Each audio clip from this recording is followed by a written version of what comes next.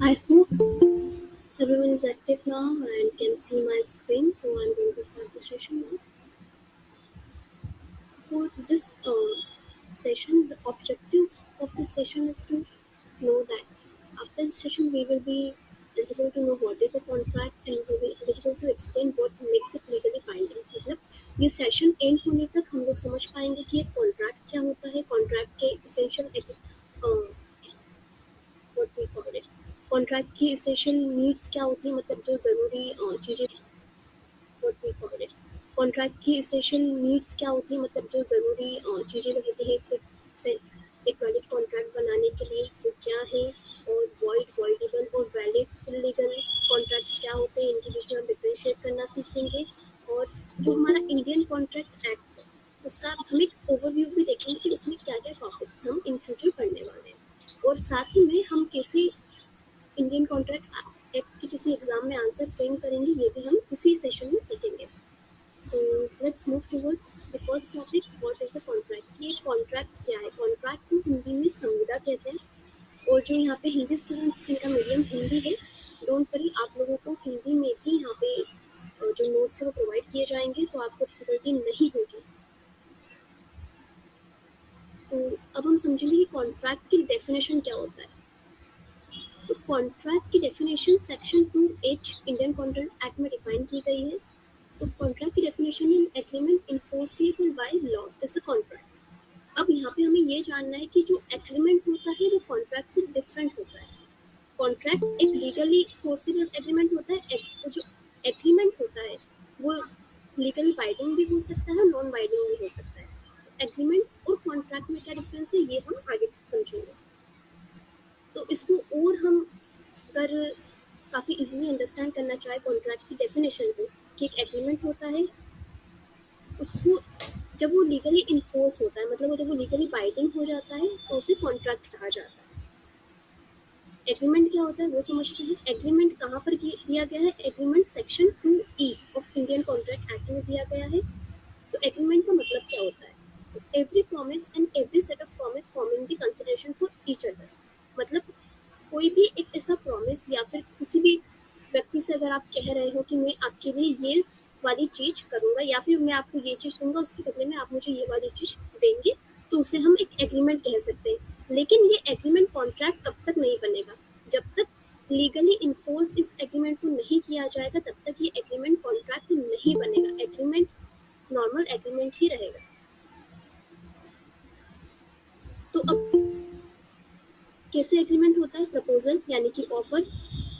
Suppose person x ने एक offer रखा पर्सन बी को, पर्सन बी ने वो ऑफर एक्सेप्ट कर लिया, ठीक है। देन जैसे ही वो पर्सन बी ये ऑफर एक्सेप्ट करता है, इनका प्रॉमिस क्रिएट हो जाता है, देन एग्रीमेंट फॉर्म होता है। एक और एग्जांपल समझते हैं। फॉर एग्जांपल, पर्सन ए कुछ सेल कर रहा है 500 रुपीज़ में, उसने पर्सन बी को वो ऑफर दिया, पर्सन बी ने वो ऑफर एक्सेप्ट किया कि हाँ मैं आपसे खरीदूंगा ये ऑफर, तो ये आपने जो भी मुझे गुड्स आप बेच रहे हो 500 रुपीज़ में, मैं ये आपसे ये खरीदने के लिए तैयार हूँ। तो यहाँ पे इनका क्या बन गया? प्रॉमिस। तो प्रॉमिस क्या कहाँ डिफाइंड है? Section 2B Indian contract act के सेक्शन 2B में प्रॉमिस डिफाइंड है। ये जो भी मैं आपको सेक्शंस बता रही हूँ, एग्रीमेंट, कॉन्ट्रैक्ट और प्रॉमिस, ये सारे आपको याद रखने हैं। इन एग्जाम आपको यही सारे विद पॉइंट्स एक्सप्लेन करने पड़ेंगे, तभी आपको प्रॉपर आंसर राइटिंग में मार्क्स मिलेंगे। तो जब पर्सन बी ने एक्सेप्ट किया, प्रॉमिस हुआ, तब जाके वो एक एग्रीमेंट बनाए। लेकिन अभी ये सिर्फ एक एग्रीमेंट है, ये लीगली बाइंडिंग नहीं है। अब एग्रीमेंट वर्सेस कॉन्ट्रैक्ट में डिफरेंस क्या होते हैं वो समझते हैं। तो ये वाली जो लाइन है, ये वाली, all contracts are agreements but all agreements are not contract, ये वाली लाइन बिल्कुल आपको हर एक आंसर में कहीं ना कहीं लिखनी पड़ेगी। और ये सभी जितने भी स्टूडेंट्स जो कॉन्ट्रैक्ट लोग पढ़ रहे हैं, आपको याद होनी चाहिए कि जितने भी कॉन्ट्रैक्ट्स हैं वो एग्रीमेंट होते हैं, बट सारे एग्रीमेंट्स कॉन्ट्रैक्ट नहीं होते। क्यों? क्योंकि एग्रीमेंट को कॉन्ट्रैक्ट बनाने के लिए उसका लीगली बाइंडिंग होना जरूरी है। लेकिन जितने भी कॉन्ट्रैक्ट्स है वो कहीं ना कहीं पहले एग्रीमेंट थे, वो एग्रीमेंट थे, वो लीगली बाइंडिंग हुए, तब जाके उन्हें कॉन्ट्रैक्ट कहा गया। ठीक है, यहाँ तक सभी को क्लियर है? यहाँ पर किसी को कोई डाउट है? If you have any doubt आप चैट में पूछ सकते हैं या फिर आप अनम्यूट होकर भी पूछ सकते हैं.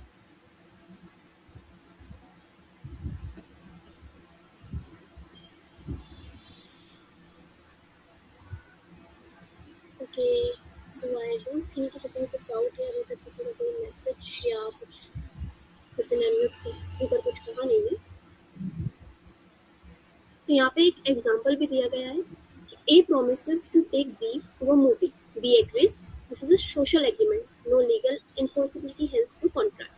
मतलब यहाँ पे एक पर्सन है जिसका नाम A है, उसने B को कहा कि मैं आपको मूवी दिखाने लेकर जाऊंगा. B एग्री हुई.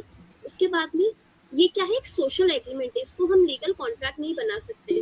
तो इसको ये क्या कहलाएगा, ये एग्रीमेंट कहलाएगा. वेर अब हम कॉन्ट्रैक्ट का अगर एक एग्जांपल देखें तो ए जो पर्सन है उसने अपना लैपटॉप सेल करने के लिए बी को ऑफर किया. लैपटॉप की प्राइस क्या थी, 30,000. बी एग्री हुआ. तो ये एक लीगल इन्फोर्सिबिलिटी वाला कॉन्ट्रैक्ट है. क्यों? क्योंकि यहाँ पे मनी इंक्लूडेड है और यहाँ पे जो इंटेंशन है वो लीगल इंटेंशन है इस कॉन्ट्रैक्ट की. बट वेदर अगर हम एग्जाम्पल ए में देखें, यहाँ पे आपको कहीं पे भी लीगल इंटेंशन दिख रही है, ये जस्ट एक स्मॉल सोशल एग्रीमेंट है. अब डिफरेंस क्लियर है एग्रीमेंट वर्सेस कॉन्ट्रैक्ट में.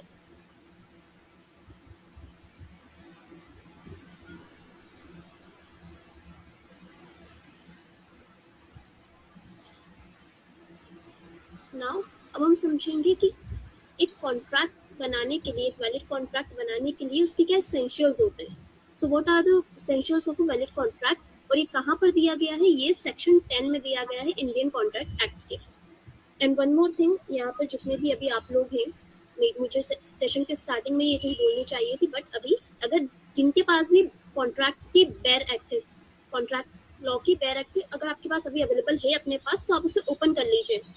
तो जो मैं आपको यहाँ पे समझा रही वो चीज आप बेयर एक्ट में भी देखते जाइए, तो आपको और ज्यादा अच्छी अंडरस्टैंडिंग होगी अगर अभी आपके पास अवेलेबल है तो. ओके, सो सेक्शन 10 क्या कहता है इंडियन कॉन्ट्रैक्ट एक्ट का. तो इंडियन कॉन्ट्रैक्ट एक्ट का सेक्शन 10 कहता है कि all agreements are contract if they are made by the free consent of parties competent to contract for a lawful consideration and with a lawful object, they are not hereby expressly declared to be void. मतलब जितने भी agreement है, जो भी contract है, अगर ये free consent से बनाए गए हैं पार्टीज की, मतलब जो भी पार्टीज एंटर हो रही है कॉन्ट्रैक्ट में, मतलब अगर पर्सन ए और पर्सन बी के बीच में कॉन्ट्रैक्ट हो रहा है तो वो दोनों की फ्री कंसेंट होनी चाहिए. फ्री कंसेंट का मतलब कि उन दोनों को कोई फोर्स ना करे कि आप इस कॉन्ट्रैक्ट में एंटर करो, वो लोग अपनी मर्जी से इस कॉन्ट्रैक्ट में एंटर होने चाहिए.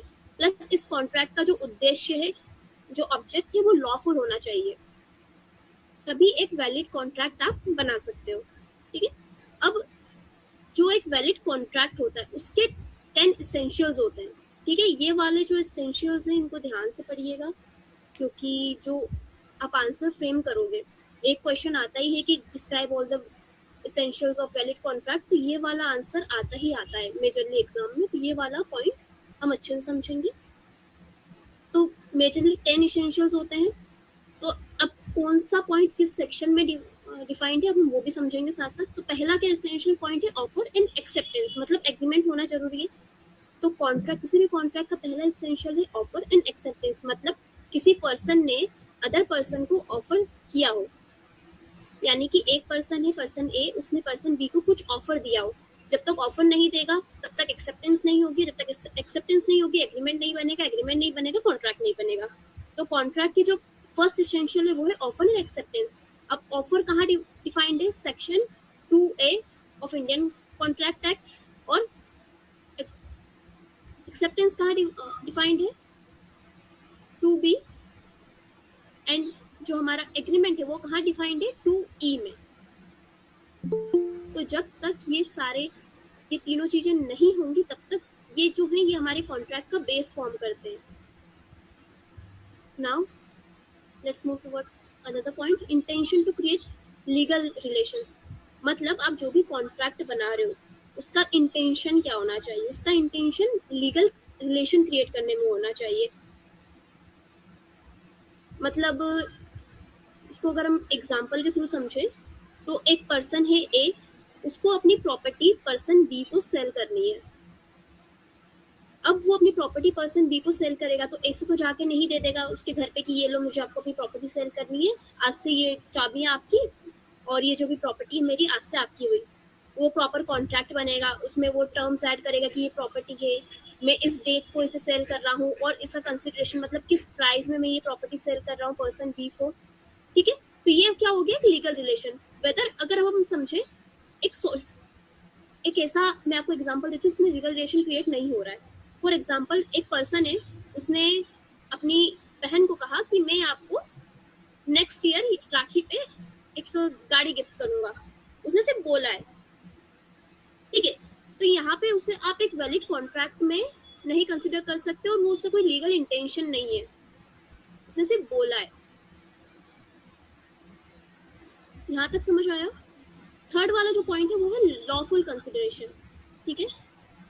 मतलब जो कॉन्ट्रैक्ट है, कॉन्ट्रैक्ट हमेशा दो लोगों के बीच में बनता है, अब उसमें कंसिडरेशन है, मतलब फॉर एग्जांपल अगर ए बी से कोई घर परचेस कर रहा है, ठीक है, तो ए बी को रिटर्न में क्या देगा उस घर को, तो वो चीज तो वो रिटर्न में देगा, उसे कंसिडरेशन कहेंगे। फॉर एग्जांपल ए ने बी से 30,000 में या 40,000 में कोई एक छोटा सा प्लॉट या कोई जगह खरीदी, तो जो वो 30 या 40,000 उसे देगा, ये कंसिडरेशन कहलाएगा। तो जो कंसिडरेशन है वो लॉफुल होना चाहिए, अनलॉफुल कंसिडरेशन नहीं होना चाहिए, तभी आपका कॉन्ट्रैक्ट है वो वैलिड कहलाएगा।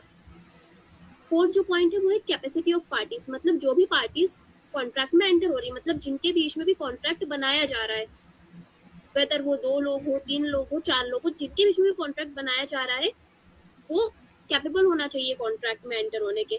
और क्या उनकी कैपेबिलिटी हम कैसे चेक कर सकते हैं, वो मेजर होना चाहिए, मतलब जो कॉन्ट्रैक्ट में एंटर हो रहे हैं वो 18 प्लस होना चाहिए, बाय एज, साउंड माइंड, मतलब उनको कोई मेंटल इशू नहीं होना चाहिए, वो मेंटली हेल्दी होना चाहिए, और ऐसा कोई पर्सन नहीं होना चाहिए जो डिस्क्वालिफाइड बाय लॉ हो। डिस्क्वालिफाइड बाय लॉ मतलब लॉ की तरफ से उनको डिस्क्वालिफाई कर दिया, मतलब इंसॉल्वेंट हो या उनके पर बैंकरप्सी का कुछ चार्जेस हो। जो फिफ्थ पॉइंट है फ्री कंसेंट, ये वाला पॉइंट भी बहुत इंपॉर्टेंट है, इस पे भी डायरेक्ट क्वेश्चन बन के आता है फ्री कंसेंट वाले पे। फ्री कंसेंट क्या होती है, तो फ्री कंसेंट का मतलब है कि आप उस जिस भी व्यक्ति के साथ आप कॉन्ट्रैक्ट में एंटर कर रहे हो, उसको आप फोर्सफुली या मिसरिप्रेजेंटेशन दिखाकर आप उससे कॉन्ट्रैक्ट साइन नहीं करवा सकते हो, उसको सारे पॉइंट्स क्लियरली आप बताओगे, प्लस उसको बिना फोर्स किए आप उसकी कंसेंट मतलब उसकी स्वीकृति इस कॉन्ट्रैक्ट में आप लोगे। अगर वो बिना किसी फोर्स के अपनी स्वीकृति या मतलब वो कंसेंट देता है कॉन्ट्रैक्ट में, तभी वो फ्री कंसेंट कहलाएगी। अगर कोई कॉन्ट्रैक्ट विदाउट फ्री कंसेंट बनाया गया है या विदाउट फ्री कंसेंट साइन किया गया है, तो देन वो जो कॉन्ट्रैक्ट है वो वैलिड कॉन्ट्रैक्ट नहीं कहलाएगा, वो वॉइडेबल कॉन्ट्रैक्ट में आ जाएगा। फ्री कंसेंट कहाँ पर डिफाइंड है, फ्री कंसेंट सेक्शन 13 से सेक्शन 22 तक डिफाइंड है, ये हम आगे समझेंगे, ये सारे section one by one. Then sixth point क्या है, इसेंशियल का लॉफुल ऑब्जेक्ट, मतलब जिस पर्पस के लिए कॉन्ट्रैक्ट किया जा रहा है वो पर्पस लॉफुल होना चाहिए, वो पब्लिक पॉलिसी के अगेंस्ट नहीं होना चाहिए। वेदर कॉन्ट्रैक्ट दो लोगों के बीच में हो, पर फिर भी वो कॉन्ट्रैक्ट लॉफुल ऑब्जेक्ट उसका होना चाहिए, वो किसी पब्लिक पॉलिसी के अगेंस्ट नहीं होना चाहिए। फॉर एग्जाम्पल दो लोग बीच में कॉन्ट्रैक्ट कर रहे हैं, तो ए बी से कह रहा है, मतलब इन कॉन्ट्रैक्ट कर रहा है कि मैं आपको बॉम्ब सप्लाई करूंगा जेनोसाइड के लिए, तो ये वाला जो कॉन्ट्रैक्ट है ये उनका वैलिड कॉन्ट्रैक्ट नहीं कहलाएगा। क्यों? क्योंकि ये पब्लिक पॉलिसी के अगेंस्ट हो जाएगा, ठीक है। क्यों अगेंस्ट हो जाए? क्योंकि ये इलीगल काम है। तो अगर कोई भी ऐसा कॉन्ट्रैक्ट जिसका ऑब्जेक्ट इलीगल हो और वो पब्लिक पॉलिसी के अगेंस्ट हो, तो वो एक वॉइड कॉन्ट्रैक्ट हो जाएगा। हमेशा कॉन्ट्रैक्ट का ऑब्जेक्ट जो लॉफुल होना चाहिए। अब सर्टेनिटी ऑफ टर्म्स, मतलब जो भी कॉन्ट्रैक्ट की टर्म्स है वो क्लियरली उसमें मेंशन होनी चाहिए कि अगर कॉन्ट्रैक्ट किसी पार्टी के थ्रू ब्रेक किया जाता है, ब्रीच ऑफ कॉन्ट्रैक्ट होता है किसी पार्टी से, तो उस पर क्या एक्शन लिए जाएंगे या फिर इस कॉन्ट्रैक्ट को हम डिसॉल्व कैसे करेंगे। हर एक चीज, हर एक पॉइंट, हर एक टर्म उस कॉन्ट्रैक्ट की क्लियरली उसमें मेंशन होना चाहिए, अनसर्टन नहीं होना चाहिए। ये भी एक वैलिड कॉन्ट्रैक्ट का इसेंशियल पॉइंट है। देन एट्थ पॉइंट है पॉसिबिलिटी ऑफ परफॉर्मेंस, ठीक है। अब आप लोग कोई ऐसा एग्रीमेंट कर रहे हो जो पॉसिबल ही नहीं है रियलिटी में, तो फिर वो वॉइड हो जाएगा वो कॉन्ट्रैक्ट। हमेशा एक ऐसा एग्रीमेंट आप कॉन्ट्रैक्ट में करेंगे जो कि पॉसिबल हो परफॉर्म करने पर, ना कि इम्पॉसिबल हो। पॉसिबल मतलब आप कोई प्रॉपर्टी सेल करने का एग्रीमेंट कर सकते हैं, और इम्पॉसिबल में हम क्या ले सकते हैं कि मान लीजिए पर्सन ए ने पर्सन बी को कहा कि मैं कल तुम्हें आसमान की इतनी सारी स्काई का इतना हिस्सा तुम्हें मैं कल खरीद के दूंगा, इसमें तुम मेरे साथ कॉन्ट्रैक्ट करो। तो ये कोई पॉसिबल चीज तो है नहीं, कोई पर्सन स्काई बाय कर सकता है क्या? नहीं। तो ये वाली जो एग्रीमेंट होगा देन वो वॉइड हो जाएगा। तो हमेशा जो पॉसिबिलिटी ऑफ परफॉर्मेंस होती है कॉन्ट्रैक्ट की, वो चेक की जाती है कि ये जो कॉन्ट्रैक्ट है, ये जो एग्रीमेंट है, ये पॉसिबल है या नहीं इन फ्यूचर। 9th पॉइंट है नॉट एक्सप्रेसली डिक्लेयर्ड वॉइड। तो जो भी एग्रीमेंट आप कर रहे हो कॉन्ट्रैक्ट में, वो वॉइड नहीं होना चाहिए, मतलब वो लॉ की तरफ से वॉइड डिक्लेयर्ड ना हो। जैसे कि वेजरिंग है, तो ये जो वेजरिंग वाला है ये हम इन फ्यूचर पढ़ेंगे। इस पे पूरा आपको पूरे सेक्शंस हैं और इस पे भी एक आंसर बनता है वेजरिंग पर भी। तो इसका मतलब अभी छोटे में बता देती हूँ कि जो जुआ होता है, सट्टा होता है, वो क्या है, वो अनलॉफुल है। तो अगर उसके रिलेटेड आप कोई कॉन्ट्रैक्ट कर रहे हो तो वो वॉइड हो जाएगा। ठीक है। Then legal formalities.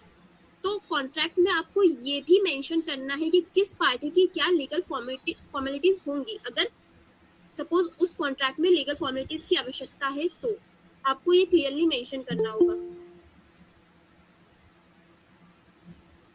सो ये वाला पॉइंट सभी को क्लियर है? Essentials of a valid contract section 10 I hope clear होगा। अगर किसी को कोई पॉइंट समझ में नहीं आया है तो आप बता सकते हो, प्लीज जूम इन। ओके,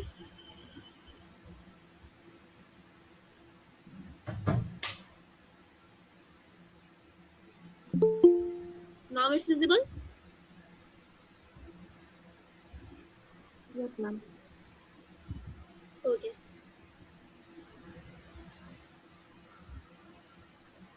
सो ऐसा कोई पॉइंट जो किसी को समझ नहीं आया हो इन 10 पॉइंट्स में से? Anything?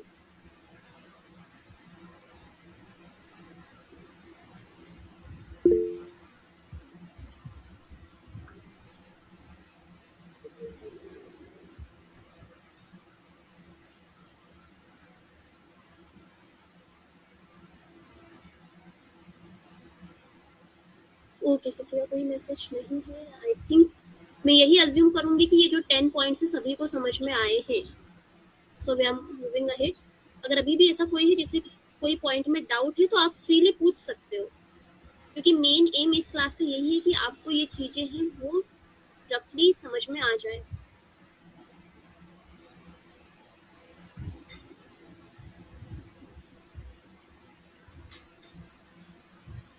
Okay, so I think सभी को समझ में आ गया है, किसी को कोई डाउट नहीं है।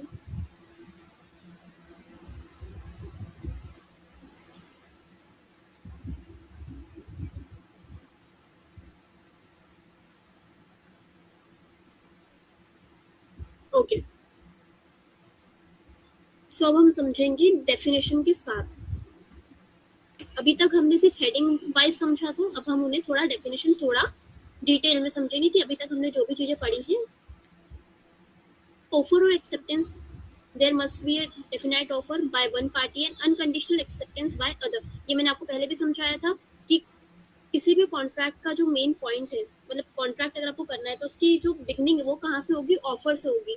तो एक ऑफर होना चाहिए जो एक party, one party other party को दे, और अनकंडीशनल एक्सेप्टेंस होना चाहिए अदर पार्टी की। अनकंडीशनल एक्सेप्टेंस मतलब उसके आगे कोई कंडीशन नहीं रखी जानी चाहिए कि तुम अगर ये ऑफर एक्सेप्ट नहीं करोगे तो तुम्हारे साथ ये कर दिया जाएगा, तुम्हें ये ऑफर एक्सेप्ट करना ही पड़ेगा। मतलब कहीं से भी उसके ऊपर कोई फोर्स नहीं होना चाहिए, वो फ्रीली अपनी मर्जी से ये जो ऑफर है उसको अपनी स्वीकृति दे, यानी कि उसको एक्सेप्ट करे। ठीक है। Then together they form an agreement defined under section 2E of Indian contract act. मतलब जब ऑफर और एक्सेप्टेंस हो जाते हैं तो उन दोनों को मिलाकर क्या बनता है, एग्रीमेंट होता है। तो एग्रीमेंट कहाँ डिफाइंड है, एग्रीमेंट कॉन्ट्रैक्ट एक्ट के सेक्शन 2E में डिफाइंड है, ये याद कर लीजिएगा सभी। और बिना किसी वैलिड ऑफर और एक्सेप्टेंस के कोई भी एग्रीमेंट नहीं किया जा सकता, और जब एग्रीमेंट ही नहीं किया जा सकता तो वहां पे कॉन्ट्रैक्ट भी नहीं हो सकता।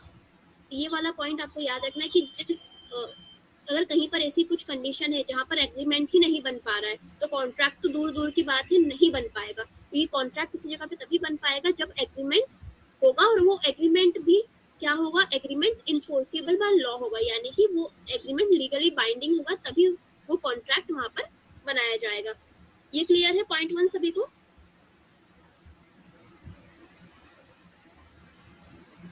ओके, आई एम अज्यूमिंग कि सभी को क्लियर है। Okay, then second, intention to clear legal relation. तो ये डायरेक्टली इंडियन कॉन्ट्रैक्ट एक्ट में नहीं दिया गया, लेकिन जो कोर्ट से इसको इस रिक्वायरमेंट को मांगती है।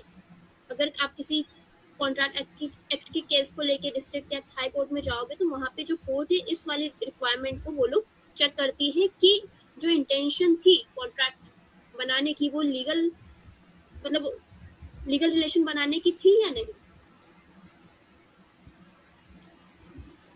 ठीक है, मतलब जो एग्रीमेंट है वो डोमेस्टिक नेचर के, मतलब प्रॉमिस है फैमिली मेंबर के, फ्रेंड्स के बीच में, या सोशल सेटिंग्स के, यानी कि आपके सोशल सर्कल के बीच में, उनको जनरली इन्फोर्सिबल नहीं माना जाता है, क्योंकि वहाँ पे कोई इंटेंशन नहीं होती है लीगली रिलेशन क्रिएट करने की।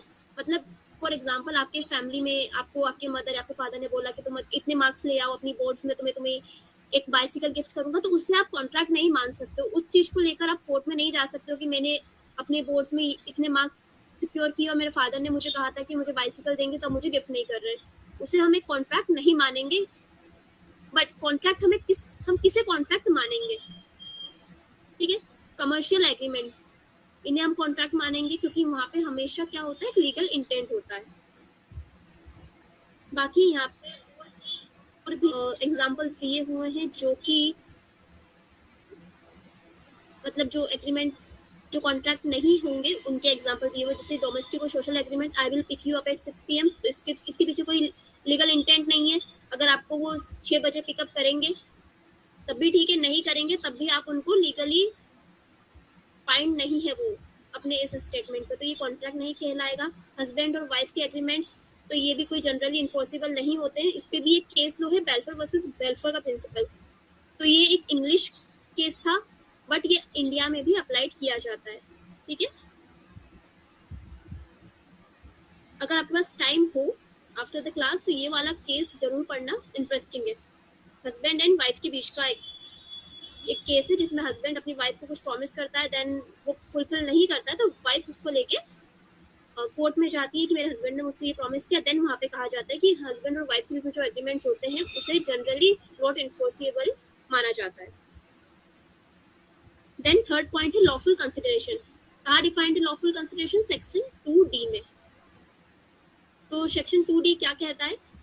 When at the desire of the promisor, the promisee or any other person has done or abstained from doing, or does or abstains from doing, or promised to do or to abstain from doing something, such act or abstinence or promise is called consideration for the promise. अब promiser कौन है और promisee कौन है? promiser मतलब जो offer दे रहा है, ठीक है, यानी कि पर्सन ए जो ऑफर दे रहा है। promisee कौन है? जो ऑफर एक्सेप्ट कर रहा है। ठीक है, ये टर्म्स भी यूज होती है, तो ये टर्म्स भी आप याद रखिएगा कि प्रोमिसर मतलब जो ऑफर दे रहा है और प्रोमिसर मतलब जो ऑफर एक्सेप्ट कर रहा है।